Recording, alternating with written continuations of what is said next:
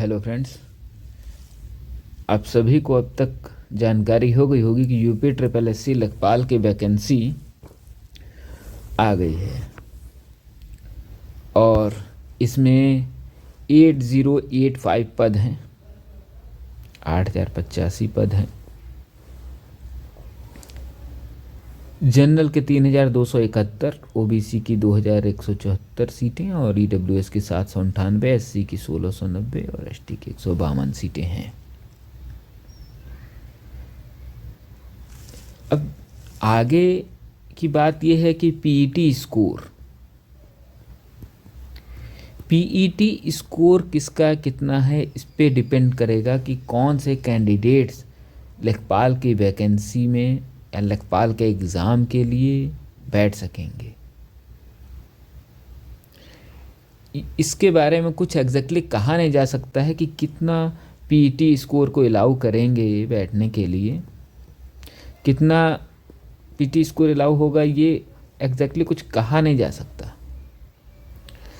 लेकिन ये ज़रूर कहा जा सकता है कि अगर आप स्टार्टिंग से ही मेहनत करेंगे तो सफल हो सकते हैं, बल्कि सफलता की गारंटी होगी, क्योंकि सीटें अच्छी खासी आई हुई हैं। सीटें कम नहीं हैं, सीटें ठीक ठाक हैं। एक चीज़ हमको ध्यान देना होगा कि पीईटी स्कोर बहुत मायने रखेगा।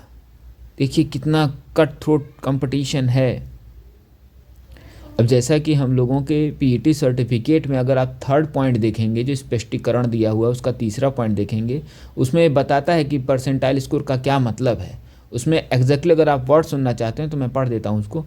अभ्यर्थी का परसेंटाइल स्कोर यह दर्शाता है कि परीक्षा में प्रतिभाग करने वाले कितने प्रतिशत अभ्यर्थी मेरिट क्रम में उस अभ्यर्थी से नीचे हैं।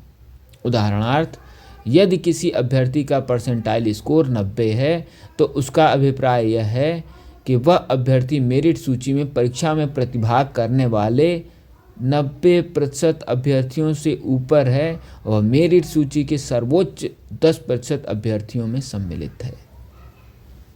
यानी कि अगर किसी के 99 परसेंटाइल भी हैं तो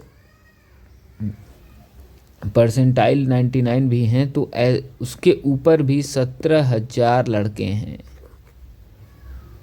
समझ रहे हैं ना दोस्तों? अगर किसी के 99 परसेंटाइल भी हैं तो उसके ऊपर भी 17,000 लड़के हैं। यानी कि कंपटीशन अच्छा है, और कंपटीशन अच्छे लड़कों में ही होगा। जो लड़के इधर ज़्यादा मेहनत कर देंगे उनका हो जाएगा। तो इसी को ध्यान में रख के दोस्तों मैंने कुछ किया है, कुछ कोशिश किया है एक नई पहल करने की, जिसमें आप लोगों का सिलेबस कंप्लीट करवाने की पूरी कोशिश होगी। कोशिश क्या, कंप्लीट ही करवाऊँगा। बस आपको कमेंट्स कर देने हैं। अगर कुछ लोगों के कमेंट्स आ गए कि हाँ उनको ज़रूरत है सिलेबस कंप्लीट करवाने की, तो मैं ज़रूर कंप्लीट कराऊंगा।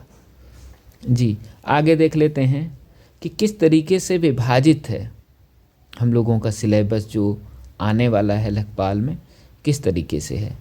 यहाँ पे हम देख रहे हैं कि अगर ये 100% है तो 25% रोल मैथ का है, 25% रोल ग्राम समाज एवं विकास का है, हिंदी का 25% है, उसी प्रकार से सामान्य ज्ञान का भी 25% है। अब जैसा कि हम जानते हैं कि जनरली जो कैंडिडेट्स ऐसे होते हैं जो कि सिविल की तैयारी कर रहे होते हैं या कुछ इस तरह वनडे की, तो जो एसएससी की तैयारी कर रहे थे उनकी तो मैथमेटिक्स ठीक ठाक होती है, लेकिन जो सिविल साइड ध्यान दे रहे होते हैं उनकी मैथमेटिक्स कुछ वीक होती है। तो मैथमेटिक्स मेरी गारंटी है कि मैं सिलेबस के हिसाब से एक एक टॉपिक कवर कर दूंगा, बहुत इजी वे में ख़त्म कर दूंगा। मैथमेटिक्स का सिलेबस। यानी कि जो लोग सिविल सर्विसेज साइड ध्यान देते हैं उनको गणित में ध्यान देने की बहुत ज़्यादा आवश्यकता है। इसी प्रकार से ग्राम समाज एवं विकास, क्योंकि जनरली ग्राम समाज एवं विकास वाला जो चैप्टर है ये जनरली आदमी पढ़ता नहीं है, क्योंकि हर कंपटीशन के लिए उपयोगी नहीं होता। हाँ, जो पंचायती राज व्यवस्था है वो व्यक्ति पढ़ लेता है, लेकिन ग्राम समाज एवं विकास जो इसमें अंदर की चीज़ें हैं एकदम मतलब ग्रास रूट लेवल पे, उन चीज़ों को आदमी नहीं पढ़ता। इसीलिए इसको अलग से हमको लेखपाल की परीक्षा में पढ़ना पड़ेगा। हिंदी भी एक महत्वपूर्ण है।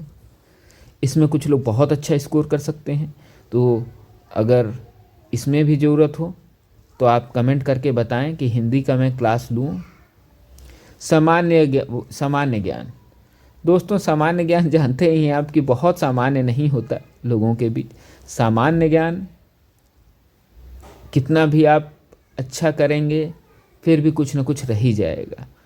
तो यहाँ बहुत ज़्यादा मेहनत जो किए हुए हैं ऑलरेडी उनको तो एज है, लेकिन जो अब शुरू करेंगे उनको बहुत ज़्यादा मेहनत करनी पड़ेगी। इसीलिए दोस्तों देखते हैं आगे का सिलेबस। इसीलिए हमको फोकस ज़्यादा किस चीज़ पे करना होगा, मैथमेटिक्स पे, ग्राम समाज एवं विकास पे, हिंदी भी कुछ हद तक, ठीक है। अब ये तो मैं जैसा कि आपको बता ही दिया कि दिया हुआ है सामान्य हिंदी 25 प्रश्नों की संख्या 25 होगी, निर्धारित अंक जो है 25 हैं। इसी प्रकार से गणित में भी, सामान्य ज्ञान में भी, और सभी में इक्वली डिवाइडेड है प्रश्नों की संख्या व अंकों की संख्या भी। टोटल 100 क्वेश्चन आएंगे और 100 नंबर के होंगे। 2 घंटा का समय मिलेगा। समय सफिशिएंट है अगर आप मैथमेटिक्स की कुछ प्रैक्टिस अच्छे से कर लेते हैं तो। नेक्स्ट चीज़ देखते हैं। अब जैसा कि सामान्य हिंदी में सिलेबस क्या है। सामान्य हिंदी में समास है, पर्यायवाची, विलोम, तत्सम एवं तद्भव, संधियाँ, वाक्यांशों के लिए एक शब्द का निर्माण, लोकोक्तियाँ एवं मुहावरे, वाक्य संशोधन, लिंग, वचन, कारक, काल, वर्तनी त्रुटि से संबंधित अनेकार्थी शब्द, अपठित गद्यांश पर आधारित प्रश्न। दोस्तों यूपी SSS में हिंदी का स्टैंडर्ड पिछले कुछ एग्ज़ाम्स में देखा गया है कि काफ़ी बढ़ा है। आप पेपर उठा के देखिएगा पिछले कुछ पेपर्स के। मैथमेटिक्स है, मैथमेटिक्स का सिलेबस काफ़ी वाइड इन्होंने दे रखा है, जैसा कि संख्या पद्धति है, प्रतिशतता है, लाभ हानि, सांख्यिकी, आंकड़ों का वर्गीकरण, बारंबारता बंटन, सारणीयन, संचयी बारंबारता और आंकड़ों का निरूपण, दंड चार्ट, पाई चार्ट, आयत चित्र, बारंबारता, बहुभुज, केंद्रीय माप, समांतर माध्य, माध्यिका एवं बहुलक। इसमें से कुछ चैप्टर्स ऐसे हैं कि जो जनरली लोग किए हुए होते हैं मैथमेटिक्स में, लेकिन कुछ ऐसे भी हैं कि जो जनरली लोग नहीं कभी पढ़ते हैं, क्योंकि हर जगह वो चीज़ें नहीं आती। तो उन सब चीज़ों को क्लियर करूँगा मैं, कोशिश करूँगा कि पूर्ण रूप से गणित का कमांड हो जाए, गणित पे आपका कमांड हो जाए, जिससे कि आपके 25 में 25 लगभग गणित में बने। क्योंकि गणित में 25 में 25 करने वालों का ही सिलेक्शन के वो करीब पहुंच जाएंगे, वो अंदर हो सकते हैं। क्योंकि हिंदी पढ़ लेने पे लगभग सभी लोग कर लेंगे और सामान्य ज्ञान बहुत ज़्यादा अंतर नहीं आता, अच्छे कैंडिडेट्स में 1-2 नंबर का अंतर आता है। और इसी प्रकार से ग्राम समाज एवं विकास है, अगर लोग अच्छे से पढ़ेंगे तो सभी लोग लगभग इक्वल करेंगे। लेकिन गणित में यहाँ पे थोड़ा सा दिक्कत होती है सिविल सर्विसेज के, जो पूरी तरह से इसको छोड़ के जीके साइड डाइवर्ट कर दें। तो फिर है उसी तरह इसमें देखिए आगे बीज गणित है, रेखा गणित है। बीज गणित में भी काफ़ी कुछ है, जैसे लघुत्तम समापवर्त एवं महत्तम समापवर्त और उनमें संबंध, युगपत समीकरण, द्विघात समीकरण, गुणनखंड, क्षेत्रफल प्रमेय। रेखा गणित में त्रिभुज संबंधी पाइथागोरस प्रमेय है, त्रिभुज है, आयत, वर्ग, समलंब, समांतर चतुर्भुज, समचतुर्भुज के परिमाप तथा क्षेत्रफल वृत्त की परिधि एवं क्षेत्रफल। तो दोस्तों टेंशन मत लीजिए, बहुत आसानी से गणित को पे आपका कमांड करवा दूंगा मैं। बस आप कमेंट करके मुझे थोड़ा सा सूचित कर दीजिएगा किस टॉपिक से पढ़ना चाहते हैं, क्या टॉपिक से स्टार्ट करना चाहते हैं गणित का।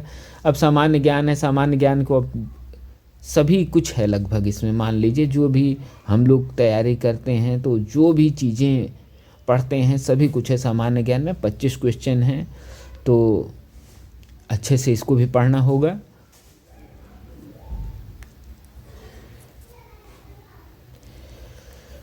ग्राम समाज एवं विकास, ग्राम समाज एवं विकास में कुछ चीज़ें ध्यान देने वाली हैं। इसका सिलेबस बहुत ही अच्छे से एक एक चीज़ों को पढ़ के जाना होगा। ग्राम समाज का एक एक चीज़ जैसे क्या है, ग्राम विकास भारतीय संदर्भ में, ग्राम विकास कार्यक्रम, ग्राम विकास योजनाएं एवं प्रबंध, ग्राम विकास शोध प्रणालियाँ, ग्रामीण स्वास्थ्य योजनाएं, ग्रामीण सामाजिक विकास, ग्राम विकास एवं भूमि सुधार। भूमि सुधार बहुत इंपॉर्टेंट चीज़ है। त्रिस्तरीय पंचायती राज व्यवस्था, देखिए ये वाला तो जनरली हम लोग पढ़ ही लिए होते हैं, लेकिन फिर भी मैं इसको कंप्लीट कराऊंगा। केंद्र व राज्य सरकार की ग्राम विकास से संबंधित योजनाएं, ये सब चीज़ें हैं। फिर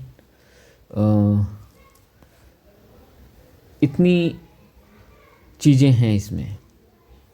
दोस्तों हम लोगों को ये जान लेना होगा कि पूर्ण रूप से डेडिकेटेड होकर जब तक तैयारी लेखपाल की नहीं की जाएगी, इसमें सिलेक्शन की कोई उम्मीद नहीं की जा सकती, क्योंकि कंपटीशन एकदम कट थ्रोट है।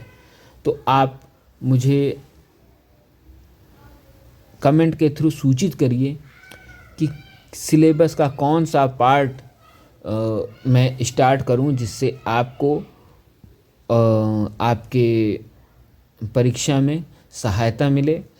और क्या आप बेसिकली स्टार्ट कहाँ से करना चाहते हैं, मैथमेटिक्स से या ग्राम समाज एवं विकास से, मुझे अवश्य सूचित करें। धन्यवाद दोस्तों, सब्सक्राइब कर लीजिएगा और कमेंट ज़रूर करके मुझे सूचित करें ताकि मैं अगली वीडियो से आप लोगों को सिलेबस शुरू कर सकूं।